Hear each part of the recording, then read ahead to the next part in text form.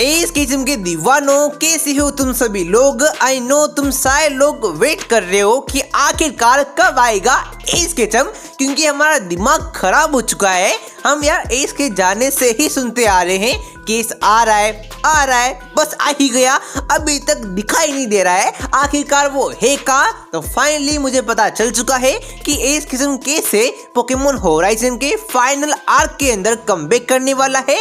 And भाई ऐसे वैसे नहीं, बिल्कुल लॉजिकल वे में वो कमबैक करेगा। ऐसा बिल्कुल भी फोर्सफुली तुम्हें फील नहीं होने वाला है। तो आओ यार बताता मैं, पहले सब्सक्राइब कर दो। तो देखो यार, जैसा कि तुम्हें पता है होराइजन का डाउनफॉल चल रहा है। शुरू में लोगों ने इसको इग्नोर किया, लेकिन लोगों को लूसियस, रेक्वाजा, जाइग्रेड, गिब्बियन इनकी स्टोरी में इंटरेस्ट आने लगा एंड लोगों ने इसको देखा एंड पसंद भी किया। लेकिन जैसे ही टाइम्स की अनाउंस हुआ, लोग यार काफ़ी ज़्यादा एक्साइटेड हो गए थे। उनकी जो उम्मीदें थी ना, उनकी जो होप थी वो काफ़ी बढ़ गई थी। लेकिन जैसे ही उन्होंने टाइम स्किप के बाद रोई को देखा, लिको को देखा, सारे कैरेक्टर को नर्फ कर दिया था। हाँ, मेगा इवोल्यूशन के लिए लोग एक्साइटेड थे, लेकिन यार तुम उसकी स्टोरी को ग्रो नहीं करोगे, बस ऐसे ही दिखाओगे कि हाँ ये मेगा इवोल आ चुका है, ऐसे वैसे तो मजा नहीं आता है ना। तो लोगों का इंटरेस्ट लूज होने लगा एंड लोगों ने टाइम स्किप के बाद एक भी एपिसोड को पसंद नहीं किया। पर्सनली मैंने भी पसंद नहीं किया, मेरा ओपिनियन भी तुम्हें बता रहा है मैं।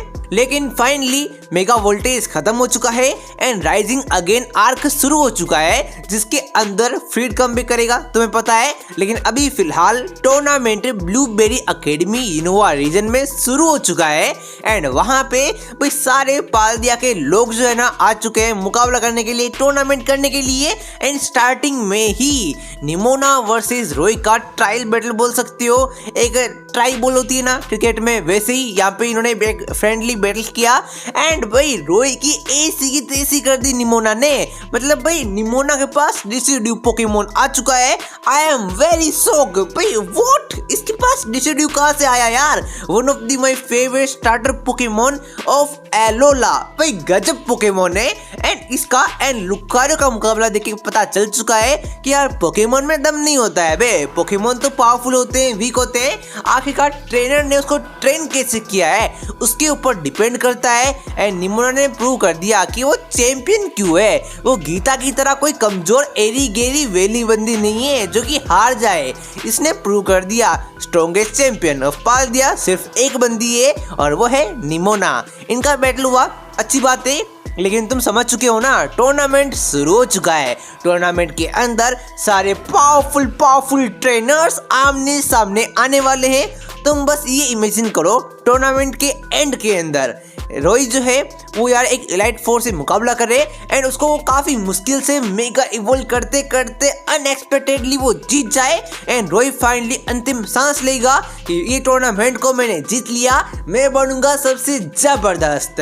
लेकिन फिर तभी निमोना बोलेगी, ना मुन्ना ना, अभी एक ट्रेनर बाकी है, हमारा स्पेशल गेस्ट जो कि इस टूर्नामेंट के विनर से मुकाबला करेगा।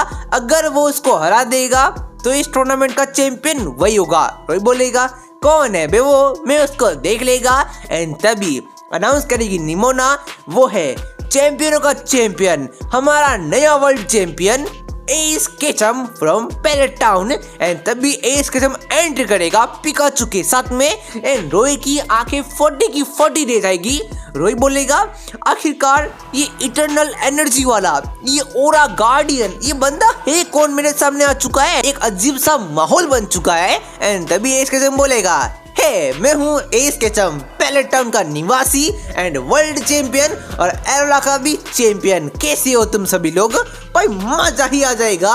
कौन बोल रहा है बे? निमोना के पास जो डिसिड्यू पोकेमोन है वो एस का राउलेट था जो कि इवोल्व हो चुका है। ऐसा तो घंटा नहीं होने वाला है, बता रहा हूँ मैं। लेकिन हाँ, एस केचम राइजिंग अगेन के फिनाले में कमबैक कर सकता है एंड भाई वो रोई से मुकाबला करे। एंड तुम बोलोगे ज्यादा से ज्यादा मुकाबले में क्या होगा, पिकाचू आएगा सबकी वाट लगा देगा।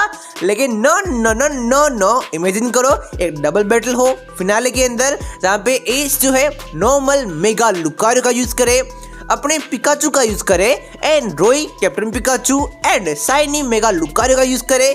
सेम बट डिफरेंट दोनों ट्रेनर्स आमने सामने होंगे एंड रोई को फिर पता चलेगा कि ओरा को कंट्रोल कैसे करते हैं। आखिरकार लुकारियो की पावर सामने वो लाएगा। इससे दो फायदे होंगे, पहला ऑडियंस का एज किस्म कमबैक कर जाएगा और दूसरा एज के लुकारियो की इज्जत जो कि मिट्टी में मिला दी थी लियोन ने वो यहाँ पे बिल्कुल सही हो जाएगी। एज का लुकारियो इजीली अपनी पावर को डेमोन्स्ट्रेट करते हुए रोई के शाइनी लुकारियो को इतना ज्यादा मारेगा, इतना ज्यादा पीटेगा ना, रोई बोलेगा बख्श दो भाई, तुम चैंपियन हो, मान गया, मेरे लुकारियो को माफ कर दो। अब वो कभी बैटल करेगा ही नहीं, हम बैटल नहीं करेंगे, बस हमें जाने दो, मुझे मेरे घर जाना है। रोई की ऐसी हालत अपना एज खत्म कर देगा अगर वो फिनाले में आएगा। ये तो बस एज का लुकारियो फाइट कर रहा है, लेकिन अगर इस मुकाबले में एज खत्म अपने पिकाचू को बोल दे कि गॉड मोड को ऑन कर लो तो भाई कैप्टन पिकाचू जो है ना कैप्टनसी से रिटायर्ड हो जाएगा। वो बोलेगा मैं कोई कैप्टन नहीं है, मैं तो यहाँ पे नौकर है नौकर, मैं तो यहाँ पे काम करने आया है, मैं तो बस काम करेगा। ऐसी हालत कर देंगे इसके पिकाचू एंड लुकारियो अगर फिनाले में वो कमबैक करके रोई से मुकाबला करते हैं। लेकिन जरूरी तो ये रोई ही फिनाले में जाए, लिको भी कमबैक कर सकती है एंड तुम बोलोगे लिको को भी हरा देंगे, लेकिन ना मुन्ना ना, लिको के डुअल मुकाबले के अंदर लिको जो है वो यूज करेगी अपने, जी हाँ, म्याउस्कर्डा एंड हैटरनी पोकेमोन को, दोनों आमने सामने होंगे एंड फिर एस बोलेगा अरे क्या लप्पू से जिंगूर से पोकेमोन आ रहे हैं। फिर एस भेजेगा अपने इंसेंडोर पोकेमोन को एंड मिस्टर माइम पोकेमोन को, दोनों पोकेमोन जिसको कभी जस्टिस नहीं मिला एनिमे सीरीज के अंदर। मिस्टर माइम को बस एक लप्पू से मुकाबले में दिखा दिया गया था एंड इंसेंडोर तो इवॉल्व होने के बाद कोई मुकाबला नहीं किया, लेकिन ये कमबैक मुकाबले में आएंगे तो भाई म्याउस्कर्डा को तो अपना इंसेंडोर ही फायर ब्लास्ट में ही हरा देगा। एंड रही बात हैटरनी पोकेमोन की तो वो मिस्टर माइम को छू तक नहीं पाएगी, इतना ज्यादा फ्लेक्सिबल अपना मिस्टर माइम है। मतलब तुम इमेजिन कर रहे हो ना, एज खत्म चाहे कौन सा भी पोकेमोन यूज कर ले उसका जितना तय है, बिकॉज वो वर्ल्ड चैंपियन है। तो तुम ये भी समझ रहे होंगे और तुम ये भी समझ चुके होंगे कि अगर इतना सब कुछ इतनी अच्छी वे में, इतने कनेक्टेड वे में स्टोरी का फ्लो बिना बिगाड़े हुए इस किस्म के रिटर्न को मैं मेरे छोटे से दिमाग में, मेरी छपड़ी से दिमाग में सोच सकता हूँ, तो पोकेमोन वाले क्यों नहीं सोच सकते यार।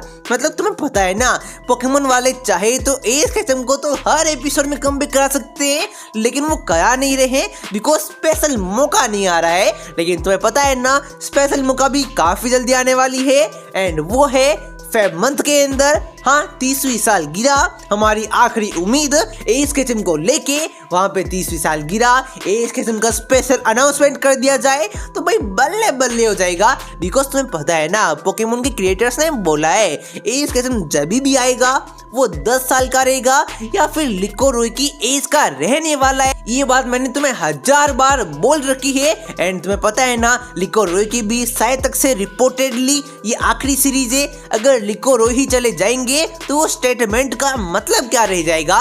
मतलब जब तक लिको रोई है एज खत्म एक बार तो पक्का आएगा एंड लिको रोई जा रहे हैं। अगर लिको रोई जा रहे हैं, वो अपनी अंतिम सांसें ले रहे हैं, तो अंतिम सांसों की विदाई के लिए एज खत्म तो आ ही सकता है ना।